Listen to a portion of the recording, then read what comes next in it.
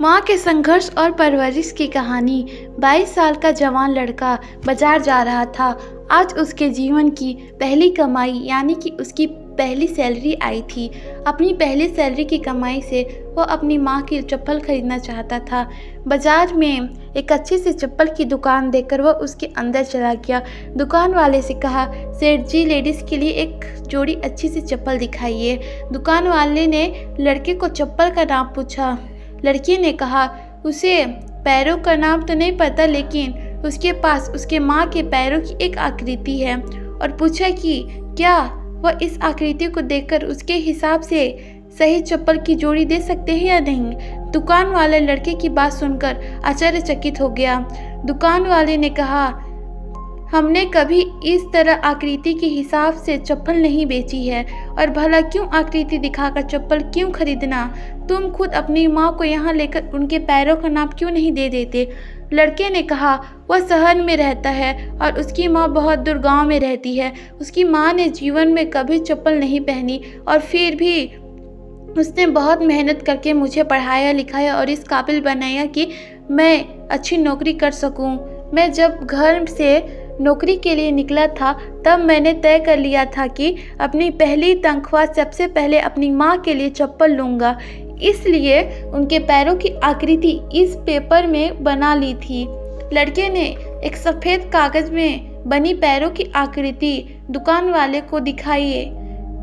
लड़के की बात सुनकर दुकान वाले की आंखों में पानी आ गया।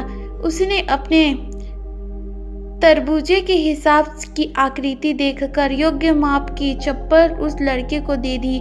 दुकान वाले ने एक और चप्पल उसी नाप की उस लड़के को देते हुए कहा कि अगर माँ की चप्पल टूट जाए तो यह दूसरी चप्पल दूसरे बेटे की तरफ से उन्हें दे देना। लड़का भावुक हो गया और उसने चप्पल के पैसे चुकाए और चप्पल के दोनों जोड़े ले जाने लगा। तभी पीछे से दुकानदार ने लड़के को रोते हुए पूछा कि क्या वह पेपर में बनी पैरों की आकृति उसे दे सकता है।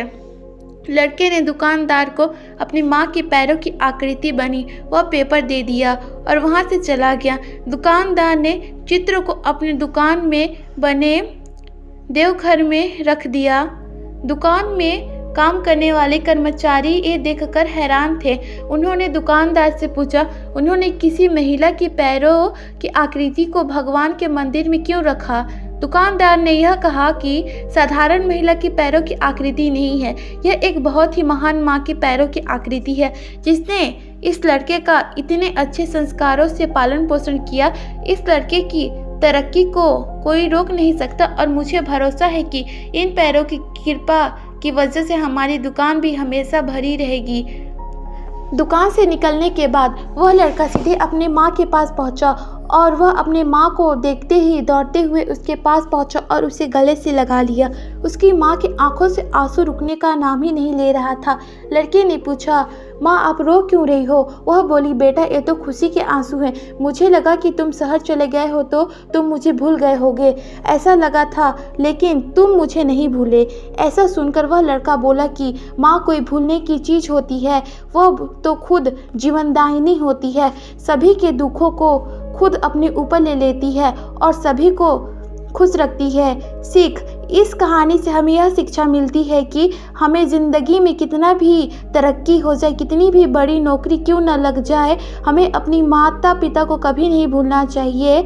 हमें हमेशा अपने माता पिता के साथ और प्यार की ज़रूरत पड़ती है, क्योंकि इन्हीं के आशीर्वाद से हम उस मुकाम तक पहुंच पाते हैं। माँ हर किसी की होती है, बिना माँ के जीवन संभव ही नहीं है, लेकिन बहुत कम खुशनसीब लोग होते हैं जो माँ का महत्व समझते हैं। इसीलिए हमेशा अपने माता पिता का सम्मान करना चाहिए और उन्हें खुश रखने का प्रयत्न करना चाहिए।